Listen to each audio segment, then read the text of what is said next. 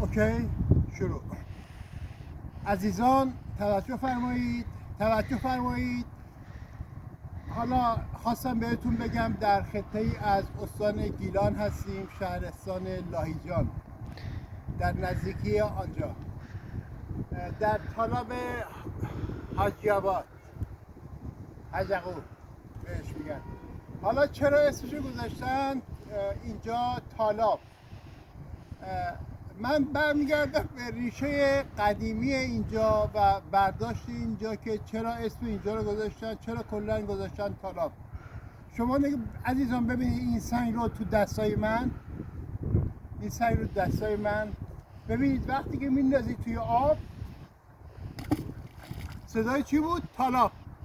از اونجا برداشته شده و اسمشو گذاشتن طالاب. البته دو تا میندازی میشه طالاب طلوب، منتها خب همون طالاب کفایت میکنه چون نمیخوایم با واژه ها بازی کنیم. سپاسگزارم از اینکه از طبیعت زیبای اینجا بهره مند بودید و خواستم براتون منتشر کنم تا استفاده اکبر رو برده باشید. سپاسگزارم.